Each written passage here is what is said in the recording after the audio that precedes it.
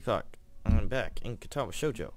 Sorry about missing Monday or whatever day it was I missed. I was doing some volunteering stuff that took a while, and then took longer than I expected. So I wasn't able to get to this, but pajamas and suits. If we take everything day by day, I think that would be for the best. Small steps, right? Yeah, just small steps. We have plenty of time to be together even after the school year is over. As long as we move together, I think everything will work out okay. Neither of us is going anywhere soon after all. For now, I'm just thankful for this small moment in time we can spend together. Wow. I should have kept playing or how long ago was it? Like 3 days ago? Sunday?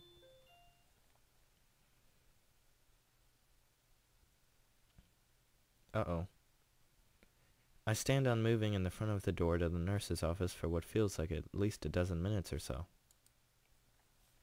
It's not like I ever entered the small beige room before, nor is it because of any feeling of childlike anxiety over the visit. Maybe it's because the nurse's office is akin to a confessional, an admission that my body is flawed. The knowledge that such a fact is kept entirely confidential between the nurse and I hardly lessens the feeling. Remembering that the bell to signal the end of lunch break will sound soon, I give a sigh and open the door. The burden will stay with me just this while longer. Well now, if it isn't Nakai, good to see you. Or bad, I guess, considering that I'm a nurse. He gives a small laugh, amused at his little joke. I find his humor lacking and somewhat off, but the fact that he can make light of such a situation is perhaps comforting, or at least distracting. His brief episode of entertainment over, he claps his hands together and gets down to business. I take a seat as he gestures for me to do so. I really have no idea why Hisao is here, so I wish the classrooms had seats this comfortable. I can feel my mind wandering as my eyes quickly scan the room, distracted by all the small changes since I last came. Alrighty, so what brings you here? I haven't seen you often, so I assume your health's been good so far. Well, mostly. I see. His smile drops as I trail off. I feel slightly guilty about it. It's these moments where I can't rationally call myself normal that make me so reluctant to see the nurse. They're an admission that I'm different from everyone else. While I was on a trip during the long weekend, I had a few problems with my heart. He hums very seriously and nods as he does so, urging me to go on. I think it was as I was walking a fairly long distance. I think the right term for it is a heart flutter. I suddenly went weak at the knees and felt almost like I was having a small heart attack, but it passed in about half a minute. Even afterward, though, I felt pretty fatigued and nauseous. Not good. Not good at all. That was how many days ago exactly? Did you do anything unusual, aside from exerting yourself, before the episode? Were you taking your medication properly? The nurse switches from awkward jokester to serious health professional mode, rattling off questions, making notes, and calling up stuff on his computer. I tell him about forgetting to take my pills that morning and the preceding evening. It was a stupid thing to do, but I can't change anything about it now except answer honestly and bite the bullet. His seriousness evolves into a frown, and the talk evolves into an instant checkup. I finish buttoning up my shirt and again get motioned to take a seat in front of the nurse. Is this the first heart problem we've had since coming to Yamaku? I've had short pains in my chest before, just a couple of times, but they were more discomfort than anything like this. He leans back in his chair, briefly resembling a white-coated what? I don't know what that word is, as he mulls over the serious case of the heart flutter. Moving his lips how do you do that? Moving his lips from side to side to show he's thinking, his non-existent mustache wiggling, he eventually comes to a conclusion. Well, you survived it. That's always on the plus side. I blink at this one, then notice the nurse is wearing his got you face. It's actually somewhat reassuring. I don't think he would crack jokes if things were really serious, so I keep silent and take my lumps. I'll have a talk with your doctor, but right now I suspect it's simply due to physical exertion. Have you been keeping up with regular light exercise like I directed you to?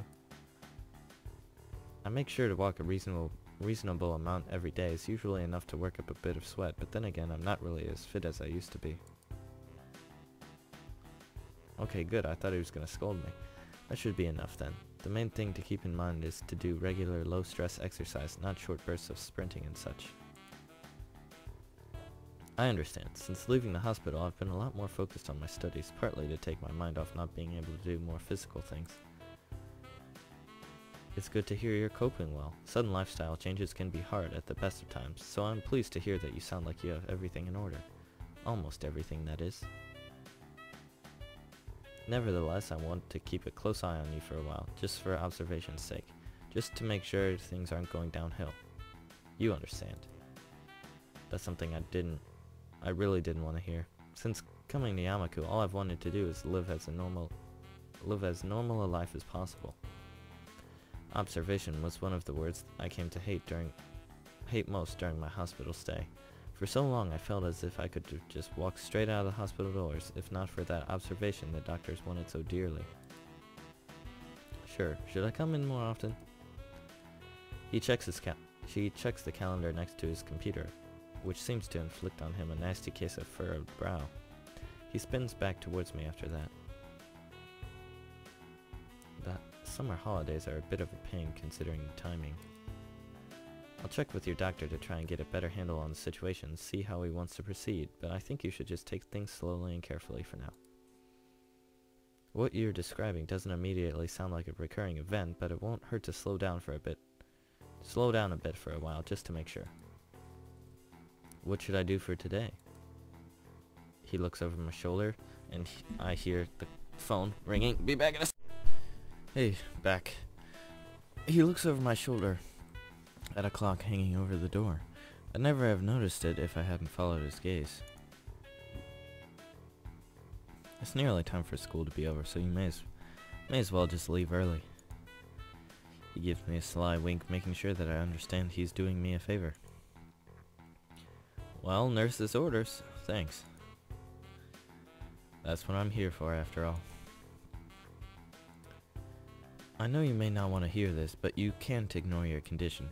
Don't hesitate to see me if you have any further problems, or if you just have anything you want to ask. Bye. He spins around and gets back to typing on his computer in front of him. I suppose I'll just read before waiting for Lily by the gate, considering I don't have much else to do. Even as I leave, his words echo in my mind. My condition isn't something as limiting as many of the others here in Yamaku, and I don't want to burden Lily with thinking about it. If I just live life normally and avoid any short, sharp shocks, I should be okay. I won't let my condition rule me. Sorry if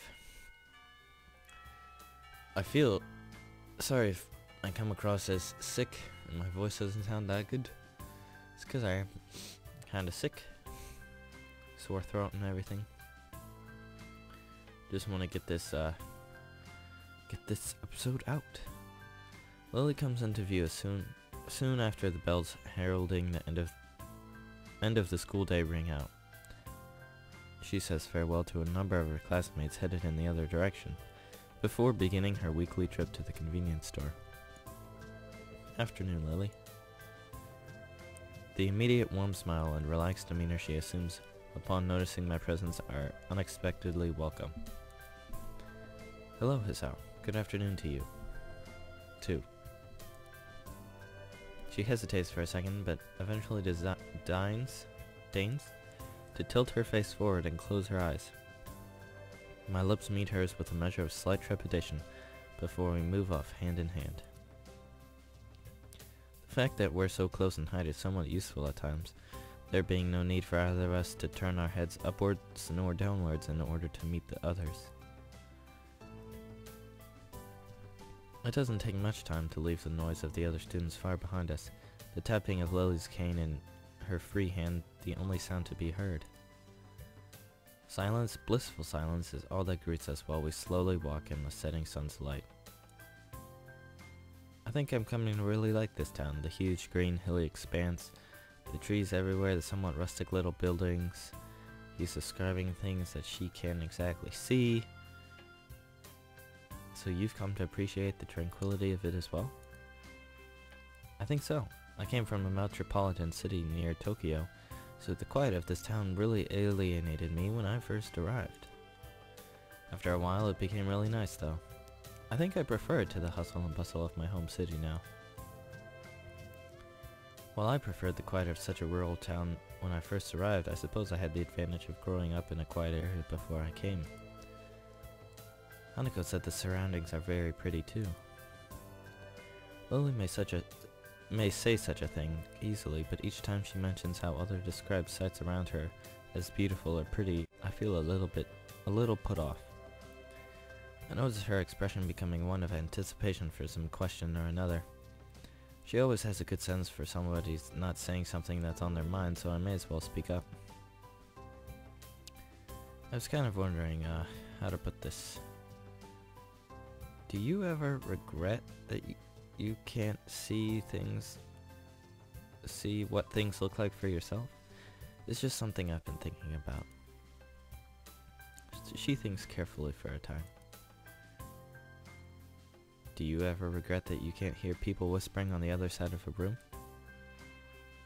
I can only speak for myself, but the fact that I can't see is the only way I've experienced life. Just as I cannot do something you can't do something that I'm capable of. The fact that the world is made for those who are sighted can be a pain sometimes, but there are many, many people who suffer much more than I because of the way the world is. That does make sense, but still, it just feels kinda bad to describe something that you can't experience to you. She tilts her head quizzically as if I just said something that makes very little sense at all. But I can experience it. You just said yourself that you like this area because of the way the surroundings are. I like this area for the very same reason. Thanks to the fact that this is a small rustic town surrounded by trees, it gives some peace and quiet away from the din at school and the bustle, not to mention the smells of the city. I suppose it would also be much like the home she shared with Akira as well. Her outlook on it seems pretty sensible, and I'm not surprised that she's got a much better handle on her particular condition than I do on mine. Just like how her coming from a location somewhat similar to Yamaku's surroundings let her become more acclimated in this shorter time. Being born blind affected her stance, by her own admission. I should stop being so annoyed with myself over it, but I can't shake the feeling that I've depended on Lily far too much, given the circumstances most have had to deal with in Yamaku. That makes a lot of sense. You're pretty good at explaining, as always. Come to think of it, where is Hanako anyway? She was with us for lunch. It seems she's busy studying. The exams are far from over, and she said she wants to do better this year than the last.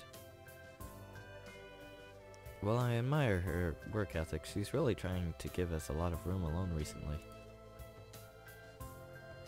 She's that type of person, I think, the kind that puts others' needs above her own at every chance. She's a sweet girl, even though so much has hurt her in the past.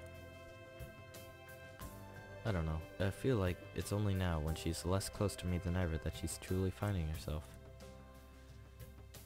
It was thanks to you that she began to become more confident after all, not me. Take my hand from hers and gently place it on her head. The important thing is that you were there for her. I can't even imagine what she'd be like without having found someone like you. That much became obvious while you were in Scotland. We're all still friends, so we've just got to have faith in her. I think she'll become a good person, and that much is thanks to you being there for her when she's most needed it, just as you were there for me. It makes me feel a bit childish when you sound so wise. Well, I try. Are you doing anything on the weekend by any chance? Nothing that comes to mind. Why? Then how about a date on Sunday? It'd be something to do besides exam preparation. Countering my rapidly beating heart, he simply smiles and nods. That would be lovely. Where would you like to go? Her face suddenly changes to one of disapproval. You can't do that, Hisao. That's cheating. Do what? A gentleman should never ask a lady where to have a date. Oh. Her smile quickly comes back, assuring me that she's far from serious. Don't worry about it. I'll think about where we could go. I'll leave it to you then. I promise to decide on the next date, though. With our plans for the weekend made, the rest of the walk down the hill continues in silence. The prospect of that lasting for any length of time, however, is shattered as I catch a sight of a familiar figure waiting for us, her hand held high. What? Hanako? Oh, Akira. Yo. Thank you, please come again. The change in temperature as I step outside from the convenience store sends a chill up my spine. It feels like summer's starting to wind down.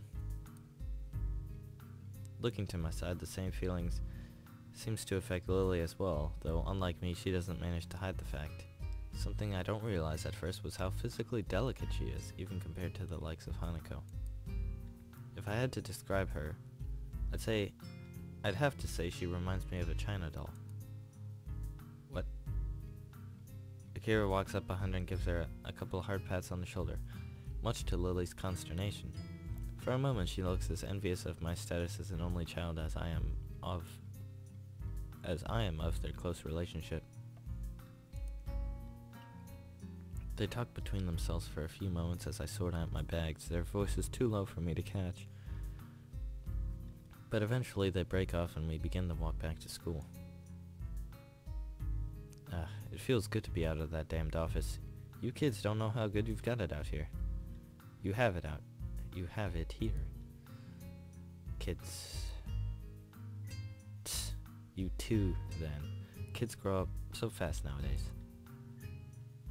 You're not old enough to say that.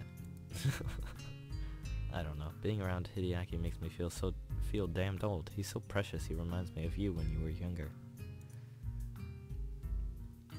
He's a nice boy. It would be a shame if Shizune comes to have too much of an influence on him. Akira gives an amused snort at her sister's antipathy. She really doesn't seem to regard it as anything to make a serious fuss about, treating it more like a childhood spat. She looks over to me, apparently only just remembering that I'm here, and gives me a small grin as she reaches towards her back pocket. What is it? Just a sec, let me dig it out. After quite some difficulty, she manages to receive her black leather wallet from her back pocket, quickly fishing out what looks to be a folded square of paper. With Lily all but unaware of what's happening, Akira unfolds the scrap and hands it to me. An old photo of what looks to be a younger Lily and Shizune operating a noodle stall with some other girl in the background. She looks vaguely familiar, but I can't quite pinpoint why. Okay, so she's happily cooking. She's trying to beat her. Okay. Who is that? What is it, Akira? I think you know. Lily mulls this over for a few moments before realization dawns on her. Akira, you really needn't. It's fine, isn't it? Besides, it's like the only photo I have of you two since you entered Yamaku, where you are not at each other's throats. I look back down at the photo in my hand. It does seem so strange to see Lily and Shizune working together so diligently without any sign of animosity. Are you kidding me? She's like going to eat her. If the photos of them during Yamaku's festival, that means it must have been taken 1 or 2 years ago. In other words, the time when they both weren't in the student council together. Who's the girl in the back? She looks kind of familiar. I knew you would recognize her. It's Misha before she went and dyed her hair pink. Are you kidding me? And it's not curly either. I would have realized if it was curly. That's Misha? No way. It feels extremely strange to see Misha without her so very distinctive hairstyle. Judging from Akira's tone, she doesn't take favorably to Misha's idea of fashion. I suppose that fact just accentuates how odd the situation looks. To think they were so friendly in the past. I wish I could do something to mend their relationship. You're being very quiet, Hisao. It just feels kind of strange to see you all so friendly like this. Lily moves to say something, but stops herself. In the end, this isn't a matter for me. It's between Shizune and Lily and nobody else. Things change, unfortunately. I hand the photo back to Akira, who sighs as she folds it up and slides it back into her wallet. A little memory quietly hidden away to be pulled out again sometime later. Yep, that they do. Initially, I think Akira's reaction to be simply in response to the situation between Lily and Shizune, but she looks oddly glum compared to what I'd expect. Lily's expression is clouded as well. What's wrong? It's just that I'll be going to Scotland fairly soon. You're leaving for Scotland again. For a long moment, Akira looks surprised. It's an ill-fitting expression for her. After I glance at Lily, she turns back to me as if she'd never done so. Yeah, in a couple of weeks I'll be leaving for Inverness to work at the company's headquarters. It's a pretty big jump in corporate position, and it's not a chance that's going to come again. So Akira's going to leave Japan on what seems to be a permanent basis. I can't help feeling that my assumption that we could all happily while away our days, having fun in this isolated little world, is coming to an end. It's unsettling. I look at Lily, mildly surprised that she hasn't told me such a thing despite usually being so forthcoming. She continues to walk with her face fixed pointedly ahead. I can't read her expression, nor can I even guess what's on her mind, which is discomforting given how it's usually easy for me to do both. It reminds me of the time when we met at the Shanghai, just before what could be called our first date. At the time, all I could do was comfort her without knowing the cause, and now feels no different. And they're still frowning. As we finally reach the school dormitories once again, there's a somewhat awkward silence. I don't think I'm the only one who feels it. See you tomorrow then, Lily. Bye, Akira. Good night, Hisao. See ya. And with that, they walk to the female dormitories. Opening the door to the male dormitories, I stop and look back at them just moments before their figures disappear behind the heavy wooden door. That was a strange moment when Akira said she was leaving. Oh no. Lily's going too. That's what's gonna happen. While that wasn't the first time when my thoughts regarding my new life have been called into question, it's perhaps the first time to do it quite so profoundly. I still don't know what to make of Akira's reaction, much less of Lily's. The night's chill reminds me to get back to my room before I catch something.